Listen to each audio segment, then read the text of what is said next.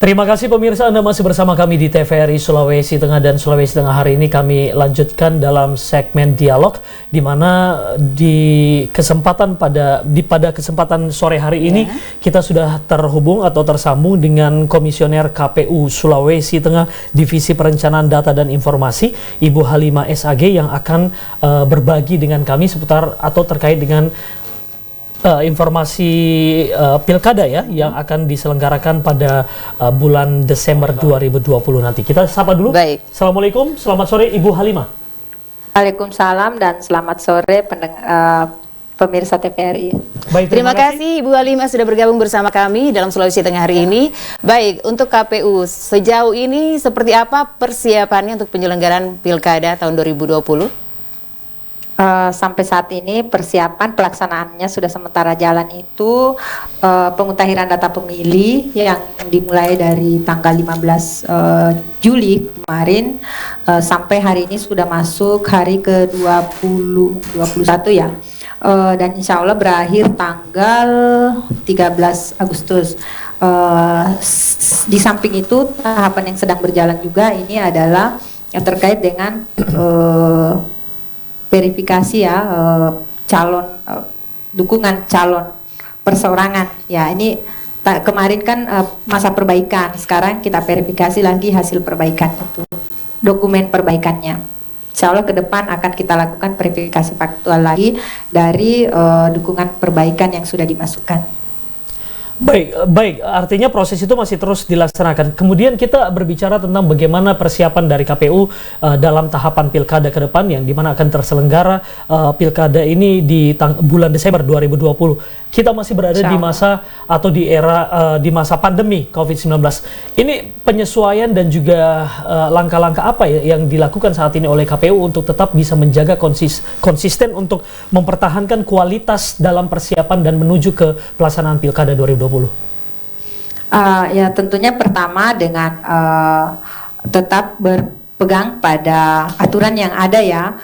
PKPU 5 kemarin tahapan setelah pandemi lanjutan ya, untuk pemilihan lanjutan itu untuk tahapannya waktu-waktunya itu sudah sudah ditentukan, terus prosedur untuk menjalankan tahapan-tahapan itu tentu disesuaikan dengan prosedur COVID, karena kita mengacu pada Perpu nomor 2 tahun 2020 tentang bencana non alam ini ya. Tentu salah satunya pertama kemarin sudah terlihat bahwa seluruh penyelenggara dalam melaksanakan tahapan itu sesuai dengan protokol kesehatan. Itu bisa terlihat di saat kita melakukan verifikasi faktual.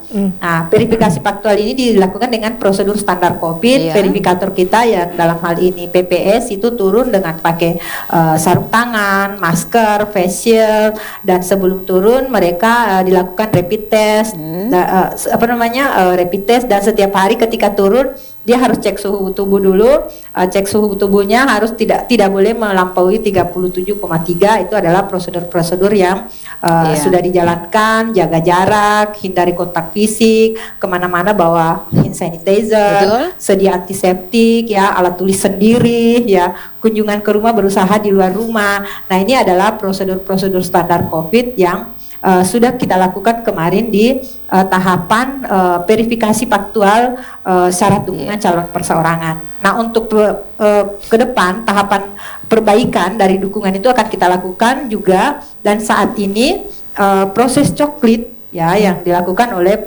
pencocokan dan penelitian ya, bagian dari tahapan pemutahiran petugas pemutahiran data pemilih kami yang kami sebut dengan kami sebut dengan PPDP, juga melakukan prosedur standar COVID. Nah, ini gambaran bahwa kita mencoba melakukan seluruh tahapan ini dalam protokol kesehatan pencegahan penyebaran COVID-19. Baik, melakukan seluruh tahapan pencegahan COVID-19. Jadi sejauh ini bagaimana Ibu partisipasi masyarakat di tengah COVID ini mengenai pilkada 2020 ini? Ya, alhamdulillah sampai saat ini meskipun mungkin ada satu-satu ya yang terdengar bahwa ada yang kemudian menolak, mungkin di wilayah Jawa banyak yang menolak untuk didatangi pada saat verifikator datang, sampai ada yang kemudian keluar dari rumah. Tapi alhamdulillah untuk daerah Sulawesi Tengah ya, alhamdulillah untuk hal-hal seperti itu belum signifikan. Mungkin ada yang satu dua yang kemudian merasa ketakutan, tapi kita sampaikan bahwa kita bisa dilayani di luar rumah dengan jaga jarak dan lain sebagainya, dan kami berusaha untuk menjaga diri tidak menjadi penyebar, dan kita juga meminta pemilih untuk menjaga diri agar tidak tersebar ataupun memberikan ruang penyebaran. Nah, akhirnya dengan hal-hal seperti itu alhamdulillah mereka bisa terima, malah mereka tidak mau diverifikasi atau tidak mau dicoklit, tanda kutip, malah hal lain, bukan karena takut corona gitu.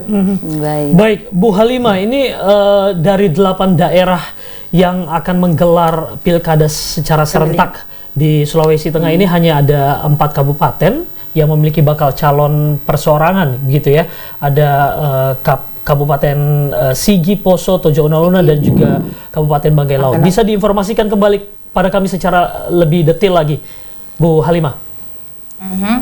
Ya, ini semua kita sudah lakukan prosedurnya. Mereka sudah memasukkan ya, mereka sudah memasukkan perbaikan. Kita tahu perbaikan untuk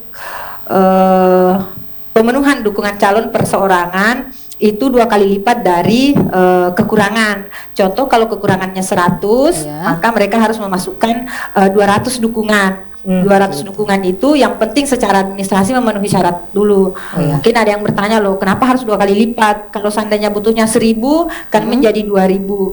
Ini sebenarnya untuk menjaga peluang dari bakal calon dalam proses pemenuhan dukungan. Contoh, secara administrasi sudah terpenuhi 1000, tadi menjadi 2000 ya, tapi pada saat penelitian syarat ini kemudian ada yang TMS, mungkin ada yang ganda, kemudian ada yang mungkin salah memasukkan, ada yang TNI Polri. Nah, itu tidak harus mengulang lagi menambah karena masih ada kelebihannya. Nanti setelah verifikasi faktualnya, kemudian dari 2000 itu ternyata ada TMS-nya sampai 900. Kan sisanya kan 1100. Nah, karena kekurangannya dari awal cuma 1000, maka masih ada sisa 100 masih memenuhi syarat. Gitu, yang pertama.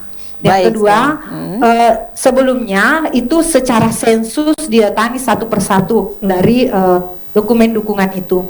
Nah, nantinya ini akan diminta dikumpul. Karena tahap untuk verifikasi perbaikan ini mereka dikumpul dengan tentu prosedur protokol COVID. Contoh kalau syaratnya cuma hanya 5 dikumpul 1 kali didatangi, ya seperti itu. Dan mungkin yang sedikit berbeda untuk pemilihan ini, kalau sebelumnya verifikasi dan lain sebagainya itu setelah mereka mendaftar. Nah, ini kita ingin safety bahwa mereka betul-betul dukungannya itu sudah terpenuhi semua sebelum mendaftar, sehingga kalaupun ternyata nih contoh ada yang tidak mampu memenuhi dukungan, itu tidak harus diribetkan lagi dengan persyaratan calon, SKCK-nya dan lain sebagainya, sehingga ini mungkin di satu sisi lebih memudahkan untuk calon bakal calon. Bu Halimah, proses verifikasi ini akan deadline-nya sampai tanggal berapa atau bulan apa? Bulan ini ya, maaf. Ini waktunya, aduh saya ini tidak penghafal ya. Kalau tidak salah ini tanggal sekitar seminggu apa ya? Nanti saya cek kembali tanggalnya. Yang jelas intinya bulan Agustus ini. Pendek ya. Bulan Agustus Ibu? Bulan Agustus ini. Iya, di bulan Agustus. Oh, yang pasti bulan Agustus untuk verifikasi deadline-nya ya. Iya. Baik. Iya, verifikasi perbaikan itu ya. Baik, untuk pendataan di Huntara Ibu seperti apa, Bu? Nah, di pendataan Huntara ini kita tetap pakai prosedur yang ada, bahwa di Huntara dan Huntap ya, mungkin yang lebih seksi sekarang ini Huntap. Idealnya kan Huntap, dalam pikiran kita semua yang kemudian berada di situ sudah menjadi penghuni tetap. Tapi pada kenyataannya, contoh di Huntap Tondo saja yang sekitar 1000 rumah, kalau kita presentase mungkin cuma sekitar 30 orang yang memang adalah warga Tondo. Nah, sisanya itu adalah warga yang dari luar Tondo. warga dari luar Tondo ini dengan KTP masih KTP asli, contoh Balaroa dan Sigi, itu tetap kita lakukan prosedur pencoklitan di mana meskipun mereka ada di Huntak Tondo, tapi nama-nama mereka yang ada di AKWK Balaroa itu kita jaminkan, kita konfirmasi. Mungkin di Tondo kan ada petugas kami, petugas PPDP kami. Petugas PPDP di situ dibantu PPS dan PPK meng-cross-check rumah-rumah yang sudah terisi warga itu dari mana. Contoh saya dari Balaroa, ada KTP dan KK-nya, data itu yang kita kirim ke Balaroa sehingga petugas kami yang di Balaroa yang notabene PPDP memegang nama-nama mereka di AKWK bisa terkonfirmasi. Karena dalam aturannya kan sebenarnya petugas di Balaroa tidak boleh datang mendata di situ karena di luar wilayah kerjanya. Tapi dengan koordinasi, insya Allah kita berusaha menjaga hak pilih mereka dengan koordinasi online. Data mereka bisa kita kirim ke sana karena kita tahu orangnya ada. Sebatas itu kita berusaha untuk menjaga hak pilih mereka. Apakah nantinya dia mau kembali memilih di Balaroa? Biasanya sih mereka lebih cenderung ya memilih ke Balaroa sekaligus mungkin silaturahmi. Namun kalau ternyata ada yang tidak sempat dan mau memilih di Tondo, maka dia akan statusnya DPTB atau DPPH ya, untuk pilkada disebut daftar pemilih pindahan. Intinya dia sudah terdaftar, maka datanya bisa kita pindahkan untuk memilih. Baik. Itu.